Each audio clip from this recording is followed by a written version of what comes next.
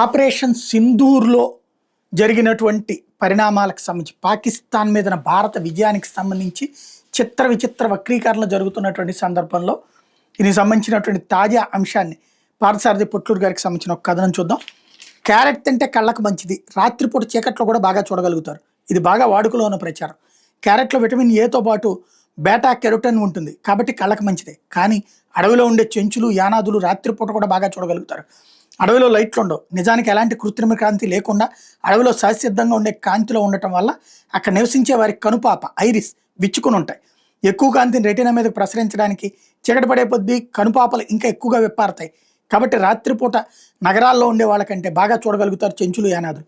వాళ్ళకి విటమిన్స్ అంటే ఏంటో తెలియదు, క్యారెట్ అంటే ఏంటో తెలియదు. దాదాపుగా అన్ని ఆకుకూరలో కూడా విటమిన్ ఏ ఉంటుంది. కానీ క్యారెట్కి ఎందుకు ఎక్కువ ప్రచారం జరిగింది? క్యారెట్ అంటే కంటి చూపు బాగవుతుందనే పుకారు రెండో ప్రపంచ యుద్ధ కాలంలో విస్తృతంగా ప్రచారం చేయబడింది. రెండో ప్రపంచ యుద్ధం జరుగుతున్న రోజులవి. జర్మన్ బాంబర్ లండన్ మీద బాంబులు వేసి తిరిగి క్షేమంగా వెళ్తున్నాయి. ఎలాగైనా జర్మన్ బాంబర్లను లండన్ మీదకి దాడికి వచ్చే ముందే కూల్చేయాలని, అందుకేం చేయాలో త్వరగా చర్యలు తీసుకోమని బ్రిటన్ సైంటిస్టుల మీద ఒత్తిడి తెచ్చింది ప్రభుత్వం. 14 నవంబర్ 1940 రాయల్ ఎయిర్ ఫోర్స్ 604 స్క్వాడ్రన్కి చెందిన బ్యూ ఫైటర్ మొత్తం 12 జర్మన్ బాంబర్లను దారిలో ఉండగానే కూల్చేసింది. ఏఐఆర్ ఎయిర్ బార్న్ ఇంటర్సెప్ట్ రాడార్ని మొదటిసారిగా బ్యూ ఫైటర్కి అమర్చడం వల్ల రాత్రిపూట దాడి చేయడానికి వచ్చిన జర్మన్ బాంబర్ని 8 కిలోమీటర్ల దూరం నుండే గుర్తించి కూల్చివేయగలిగింది బ్రిటన్. నిజానికి బ్రిటన్ సైంటిస్టులు అప్పటికి ట్రయల్ రన్ వేశారు ఏఐఆర్ మీద. ఎయిర్ బోర్న్ ఇంటర్సెప్ట్ రాడార్ని విజయవంతంగా వాడింది బ్రిటన్ 1940లో. మొత్తం 12 జర్మన్ బాంబర్లు బ్రిటన్ మీదకి దాడికి వెళ్ళినప్పుడు కూలిపోవడం, అది రాత్రిపూట చీకట్లో బ్రిటన్ పైలట్లు ఎలా చూడగలిగారనే సందేహం జర్మన్ సైనిక జనరల్స్కి వచ్చింది. మరో బ్రిటన్ యుద్ధ వ్యూహకర్తలకి తాము ఎయిర్బోర్న్ ఇంటర్సెప్ట్ రాడాన్ని కనుగొన్నామని, అది 8 కిలోమీటర్ల దూరంలో ఉన్న జర్మన్ బాంబర్లను గుర్తించగలుగుతుందనే విషయాన్ని రహస్యంగా ఉంచదలిచి పత్రికల్లో, రేడియోలో, కరపత్రాల ద్వారా విస్తృతంగా ఒక అబద్ధాన్ని ప్రచారం చేశారు. ఇలా క్యాట్స్ ఐ కన్నింగ్హామ్ అనే బ్రిటన్ పైలట్ 5 జర్మన్ బాంబర్లను తాను ఒక్కడే రాత్రిపూట కూల్చివేయగలిగాడని, కన్నింగ్హామ్ క్యారెట్స్ ఎక్కువగా తినడం వల్ల అతని కంటి చూపు బాగా మెరుగుపడి రాత్రిపూట పిల్లిలాగా బాగా చూడగలుగుతున్నాడు అని. క్యాట్స్ ఐ కనింగ్హామ్ అనే బ్రిటన్ పైలట్ అసలు పేరు జాన్ కనింగ్హామ్. క్యాట్స్ ఐ అనేది అప్పట్లో బ్రిటన్ పత్రికలు ఇచ్చిన బిరుదు. సో క్యారెట్స్ తినడం వల్ల బ్రిటన్ పైలట్లు చీకట్లో బాగా చూడగలుగుతున్నారనే ప్రచారాన్ని జర్మన్ సైనిక జనరల్స్ నమ్మారు. బ్రిటన్ మాత్రం ఎయిర్బోర్న్ ఇంటర్సెప్టింగ్ రాడార్ విషయాన్ని కొద్ది నెలల పాటు రహస్యంగా ఉంచగలిగింది. చివరికి పత్రికలు కూడా క్యారెట్ ప్రచారాన్ని నమ్మేసి విస్తృతంగా ప్రచారం చేశాయి. క్యారెట్లు తింటే కళ్ళు బాగుపడేటట్లు అయితే ఈ రోజున అన్ని కంటి సంబంధించినటువంటి స్పెషాలిటీ హాస్పిటల్స్ ఎందుకు ఉన్నాయి? యుద్ధం జరుగుతున్నప్పుడు సైనిక వ్యూహకర్తలు రకరకాలుగా ప్రచారాలు చేస్తారు. వాటికి విలువ ఉంటుంది. అది అబద్ధమైన నిజమైనా సరే. ఎయిర్బోర్న్ ఇంటర్సెప్ట్ రాడార్తో మేము 12 జర్మన్ బాంబర్లు కూల్చేసామని బ్రిటన్ గర్వంగా చెప్పుకోవచ్చు కదా. అప్పటికి అలా చెప్పడం మంచిది కాదు. ఎందుకంటే జర్మన్లు జాగ్రత్త పడి దానికి విరుగుడు కనిపెడతారు అనే భయం వల్ల 1945లో యుద్ధం ముగిసే వరకు, అంటే 5 ఏళ్ల పాటు అసలు నిజం బయటపెట్టలేదు బ్రిటన్. మరో విషయం రహస్యంగా ఉంచగలిగింది బ్రిటన్. అది వెస్ట్ సెసెక్స్లోని చిచెస్టర్ దగ్గర గ్రౌండ్ కంట్రోల్ ఇంటర్సెప్షన్ ఆపరేటర్లు లండన్ మీదకి దాడి కోసం వచ్చే బాంబర్లు ముందుగానే పసిగట్టి రేడియో ద్వారా అప్పటికే ఆకాశంలో ఎగురుతున్న బ్రిటన్ ఫైటర్ విమాన పైలట్లకి సమాచారం ఇవ్వడం వల్ల 5 జర్మన్ బాంబర్లు వెస్ట్ సెసెక్స్ దగ్గర కూల్చివేయగలిగాడు పైలట్ కన్నింగ్హామ్. సెసెక్స్ దగ్గర ఒక చిన్న ఇంట్లో జీసీఐని ఏర్పాటు చేసింది బ్రిటన్. కానీ ఎవరికి తెలియదు. CDS chief of defence staff general Anil Chauhan శనివారం సింగపూర్లో జరిగిన భద్రతా సమావేశం షాంగ్రీలా అయిన తర్వాత రాయిటర్స్ మరియు బ్లూంబర్గ్ వార్తా సంస్థల విలేకరులు అడిగిన ప్రశ్నలకి జనరల్ అనిల్ చౌహాన్ సమాధానం ఇస్తూ, మే 7న పాకిస్తాన్ మీద చేసిన దాడిలో మేము జెట్ ఫైటర్స్ను కోల్పోయామన్నారు. కానీ అవి ఎన్నో చెప్పలేదు. వీ లాస్ట్ అని అనలేదు, డౌన్డ్ అని అన్నారు. లాస్ట్ అంటే అవి పనికి రావు, కానీ డౌన్డ్ అంటే కూడా కూలిపోయిందనే అర్థంలో వాడతారు డిఫెన్స్ ఎక్స్పర్ట్స్. మే 11న air marshal AK Bharti director general air operations మాట్లాడుతూ, మన పైలట్స్ అందరూ క్షేమంగానే బేస్కి తిరిగి వచ్చారు అని ప్రకటించారు విలేకరుల సమావేశంలో. ఇదే విషయాన్ని నిన్న సింగపూర్లో సిడిఎస్ జనరల్ అనిల్ చౌహాన్ ప్రస్తావించారు. అంటే పైలట్లు క్షేమంగా బేస్కి తిరిగి వచ్చారు అంటే అది మిస్సైల్ దాడి అయి ఉండదు. మరి ఇంకేమై ఉంటుంది?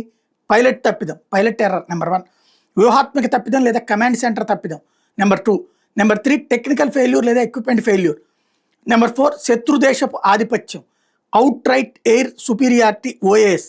ఒక్కసారి అన్ని దేశాల జెట్ ఫైటర్స్ని నష్టాలని పరిశీలిస్తే 95% పైలట్ల తప్పిదాల వల్లనే నష్టాలు సంభవించాయి. మరో 3% యుద్ధ వ్యూహకర్తల తప్పు వలన ఫైటర్స్, పైలట్లు కూడా నష్టపోయారు. కేవలం 2% మాత్రమే అవతల దేశ విమానాలు సుపీరియర్గా ఉండటం వల్ల నష్టపోయాయి. ఈ 2%లో లిబియా, ఇరాక్ దేశాల్లో జరిగిన యుద్ధంలో 2 దేశాలు అవుట్డేట్ అయిన సోవియట్, రష్యన్ వెపన్స్తో అమెరికాతో పాటు కెనడా, ఇతర యూరోపియన్ దేశాలు కలిసి దాడి చేయడం వల్ల ఎయిర్ సుపీరియారిటీ దొరికింది. వియత్నాం, అమెరికా యుద్ధంలో అమెరికన్ జెట్ ఫైటర్స్ పిట్టల్లా రాలిపోవడమే కాదు, పైలట్లు కూడా చనిపోయారు అప్పట్లో. వియత్నాం MiG-21లతో అమెరికన్లు ఎదుర్కోవడమే కాదు, అమెరికన్ పైలట్లను భయపెట్టారు వియత్నాం పైలట్లు. కానీ షరామామూలుగానే తన టెక్నాలజీని నిందించకుండా తన పైలట్ల తప్పిదం వలన ఎక్కువ నష్టం జరిగిందని ప్రకటించింది America. No doubt Rafale 4.5++++ generation fighter jet China తయారీ. J-10C అనేది 4.5 జనరేషన్ ఫైటర్ జెట్ కాబట్టి రఫేల్ నష్టపోయక ఉండొచ్చు. ఎందుకంటే మన దగ్గర ఉన్న Sukhoi 30 MKI, MiG-29 UPG, Mirage 2000లకి తమని తాము రక్షించుకోవడానికి టార్గెటింగ్ సోడ్ మాత్రమే ఉంటుంది. అంటే బేసిక్ మరియు సెమీ అడ్వాన్స్ ఎలక్ట్రానిక్ జామింగ్ పోర్డులు ఉంటాయి. మనం కొన్నప్పుడు బేసిక్ ఎలక్ట్రానిక్ జామింగ్ పోర్డులతోటే అవి వచ్చాయి. సుఖోయ్ మిరేజులు 30 ఏళ్ల పాతవి కాబట్టి వాటిని కొన్నప్పుడు డిఫాల్ట్గా జామింగ్ ప్యాడ్స్తో వచ్చాయి. తర్వాత కాలంలో ఇజ్రాయెల్కి చెందినటువంటి ELBIT సిస్టమ్స్ మనకి ఎలక్ట్రానిక్ జామర్స్ని ఇచ్చింది. అవి కూడా అవుట్డేట్ అయిపోయాయి. కాబట్టి ఈ 3 జెట్స్ మిస్సైల్ దాడికి గురయ్యే అవకాశం ఉందని గతంలోనే స్పష్టంగా చెప్పాను. కానీ రఫేల్ F3Rకి విమానం చుట్టూ సెన్సర్స్ ఉంటాయి. అందుకే రఫేల్తో పాటుగా స్పెక్ట్రా ఎలక్ట్రానిక్ వార్ఫేర్ సూట్ అని పిలుస్తారు. EW సూట్ చాలా ఖరీదైన సిస్టమ్. F-35 కొనలేని దేశాలు నెక్స్ట్ బెస్ట్ కేటగిరీ కింద రఫేల్ కొంటున్నాయి. మన దగ్గర ఉన్న అన్ని జెట్ ఫైటర్స్లకి లేనిది రఫేల్కి ఉన్నది RWR, రాడార్ వార్నింగ్ రిసీవర్ ఉంది. భూమి మీద నుండి కానీ SAM ఆకాశం నుండి ప్రయోగించే మిస్సైల్స్ని పసిగట్టే RWR పైలట్ని హెచ్చరిస్తుంది. మరో సిస్టమ్ ఉంది, అది మిస్సైల్ అప్రోచింగ్ రాడార్. ఇది మిస్సైల్ ఎటువైపు నుండి వస్తుంది, ఎంత వేగంగా వస్తుంది అనే విషయాన్ని అంచనా వేసి వెంటనే చాప్స్ లేదా ప్లర్స్ని రిలీజ్ చేయడానికి స్పెక్ట్రా కమాండ్ ఇస్తుంది. ఇదంతా పైలట్ ప్రమేయం లేకుండా జరిగిపోతుంది.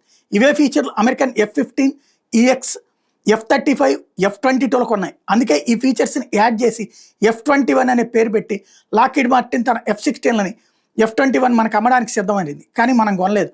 కోర్స్ మన నేవీ కోసం ఫైటర్ జెట్స్ కొనడానికి టెండర్లు పిలిచినప్పుడు లాక్హీడ్ మార్టిన్ తన F-18 సూపర్ హార్నెట్ని అమ్మజూపింది. పైన పేర్కొన్న ఫీచర్స్తో పాటు F-35లో వాడుతున్న కొన్ని సెన్సర్స్ను కూడా కలిపి ఇవ్వడానికి సిద్ధపడ్డా.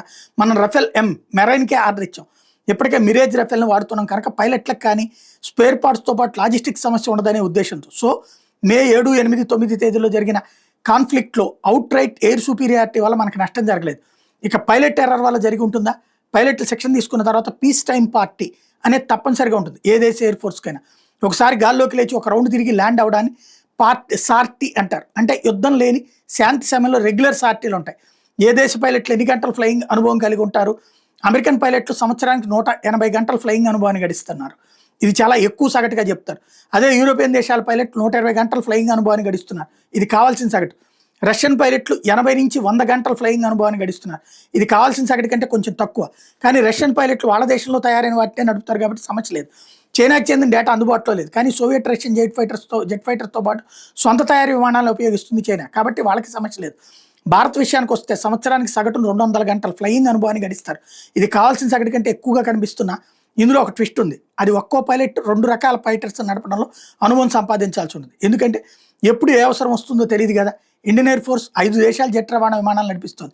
MiG-21, MiG-25 decommission, MiG-27 decommission, MiG-29K, Sukhoi 30 MKI, IL-76 transport, AN-32 transport విమానాలు సోవియట్ రష్యావి, Mirage 2000, Rafale F-3R, Airbus C-290 transport ఫ్రాన్స్వి, సెపేకాట్ జాగ్వార్ జెట్లు బ్రిటన్వి, C-130J super Hercules transport, PB Poseidon submarine hunter, Sikorsky MH-60R Seahawk హెలికాప్టర్లు అమెరికావి. ఇక తేజస్ పాటుగా రుద్రప్రచండ్, Dhruv helicopters మన దేశంలోనే తయారవుతున్నాయి. ఇంత వైవిధ్యమైన ఎయిర్ ఫోర్స్ ప్రపంచంలో ఒక్క మన దేశంలోనే ఉంది కాబట్టి పైలట్స్కి సెక్షన్ రోజువారీ డ్రిల్స్ నిర్వహించడం ఖర్చు శ్రమతో కూడిన పని. ఈజిప్ట్ కూడా రష్యన్, అమెరికన్, ఫ్రెంచ్ జెట్స్ని వాడుతుంది. ఒక్కో ఇండియన్ పైలట్ కనీసం 2 మోడల్స్ నడిపేట్లుగా డిజైన్ చేశారు డ్రిల్స్ని. అభినందన్ MiG-21, సుఖోయ్ 30 MKI నడపడంలో అనుభవం సంపాదించాడు. 2 రష్యన్ ఫైటర్ జెట్లే కాబట్టి రోజువారీ డ్రిల్స్ విషయంలో ఒక్కో పైలట్ ఒక్కో ఫ్లయింగ్ ఎక్స్పీరియన్స్ ఉంటుంది. కాబట్టి సంవత్సరానికి యావరేజ్ ఫ్లయింగ్ అవర్స్ 200 గంటలుగా ఉంటుంది. భారత్ ఫైటర్ జెట్ పైలట్స్కి రోజువారీ డ్రిల్స్ విషయంలో ఎలాంటి లోపం లేదు మరియు నిర్దేశిత ఫ్లయింగ్ అవర్స్ కంటే ఎక్కువ అనుభవం ఉంది. అయితే పాకిస్తాన్ ఎయిర్ ఫోర్స్ పైలట్లు ఎక్కువగా ఫిజికల్ ట్రైనింగ్ మీదనే ఆధారపడ్డారు. ఇండియన్ ఎయిర్ ఫోర్స్ అత్యాధునిక సిమ్యులేటర్స్ మీద మరియు జెట్ ఫైటర్స్ మీద శిక్షణ మరియు డ్రిల్స్ ఉంటాయి. పాకిస్తాన్ పైలట్లు ఫ్లయింగ్ అవర్స్ సగటున 120 గంటలు ఉంటుంది. అత్యాధునిక సిమ్యులేటర్స్ లేవు కాబట్టి నేరుగా జెట్ మీదనే డ్రిల్స్ ఉంటాయి. కాబట్టి పాకిస్తాన్ పైలట్ స్కిల్స్ మరీ అంత అడ్వాన్స్గా ఉండవు. పాకిస్తాన్ పైలట్స్ రోజువారీ డ్రిల్స్ కోసం అయ్యే ఖర్చుని భరించే స్థితిలో లేదు. ఎందుకంటే మెయింటెనెన్స్ మరియు ఆపరేటింగ్ ఖర్చు ఒక గంటకి ఎంత అవుతుందంటే భారత్ రఫేల్ 11,73,000 ఒక గంటకి, భారత్ సుఖోయ్ 30 MKI 7,33,000 గంటకి, మిరేజ్ 2000 2 లక్షల రూపాయలు గంటకి, MiG-29 4,76,000 గంటకి, తేజస్ MK-1A 2,93,000 గంటకి. ఇవి కాక ట్రాన్స్పోర్ట్ విమానాలకు గంటకి 47 లక్షల దాకా ఖర్చు అవుతుంది. పాకిస్తాన్ ఎయిర్ ఫోర్స్ F-16కి $16,500 గంటకి, JF-17కి $6,000 గంటకి, J-10C $7,000 గంటకి. సో రోజువారీ డ్రిల్స్ కోసం పాకిస్తాన్ ఎక్కువ ఖర్చు పెట్టలేదు. ఎందుకంటే డాలర్ రిజర్వ్ అనేది అప్పు చేయడం వల్ల మాత్రమే అది 1.5 బిలియన్లుగా ఉంటుంది ఎప్పుడు. ఈ గణాంకాలు అనేవి యావరేజ్గా చెప్పబడుతున్నాయి కానీ ఖచ్చితమైన సమాచారం కాదు. పాకిస్తాన్ ఎయిర్ ఫోర్స్ పైలట్లు ప్రపంచంలోనే 2వ స్థానంలో ఉన్నారు. ఇజ్రాయెల్ పైలట్లు తర్వాత అని గొప్పలు చెప్పుకుంటున్నారు కానీ పైలట్ స్కిల్స్ అనేవి అత్యాధునిక సిమ్యులేటర్స్ మీద మరియు ఫైటర్ జెట్స్ మీద నిర్విరామంగా డ్రిల్స్ చేస్తేనే మెరుగుపడతాయి తప్పితే సోషల్ మీడియాలో చెప్పుకుంటే కాదు. మరి ఎక్కడ తప్పు జరిగింది? పైన నేను చెప్పిన 4 పాయింట్స్లో పాయింట్ నెంబర్ 2 అంటే స్ట్రాటజీ ఎర్రర్ లేదా కమాండర్ ఎర్రర్ వల్లనే మన జట్లు దెబ్బతిని ఉండాలి. సిడిఎస్ జనరల్ అనిల్ చౌహాన్ మాటల్లోనే మే 7న పొరపాటు జరిగింది అన్నది వాస్తవమే. కానీ దాన్ని సరిదిద్దుకుని 8, 9, 10 తేదీల్లో మేము పాకిస్తాన్ గగనతలం మీద ఆధిపత్యం సాధించామన్నారు. ఇది కరెక్ట్. ఒకవేళ చైనా పాకిస్తాన్ చెప్పుకుంటున్నట్టు తమ J-10Cలు మరియు PL-15Eలు అంత ప్రభావవంతమైనవి అయితే మిగతా 4 రోజులు ఎందుకని ప్రభావం చూపలేదు? బౌలర్ గొప్పగా బాల్ చేయలేదు, బ్యాట్స్మెన్ చెత్తగా ఆడటం వల్లనే అవుట్ అయ్యాడు, కానీ అంతిమంగా మ్యాచ్ ఏకపక్షంగా గెలిచామా లేదా అన్నదే లెక్క. డిస్క్లైమర్: ఈ ఆర్టికల్లో పేర్కొన్న విషయాలు నా సొంత విశ్లేషణ మాత్రమే కానీ కూలంకషంగా చదివి అర్థం చేసుకుని రాసిందని గమనించగలరు. గణాంకాలు 100% ఖచ్చితమైనవి కావు, కానీ 80% అసలుకి దగ్గరగా ఉన్నాయని చెప్పగలను. నాతో విధించే వరకు సమగ్రమైన సమాచారంతో డిబేట్ చేయడానికి స్వాగతం అంటూ చెప్పుకొచ్చారు పార్థసారథి గారు.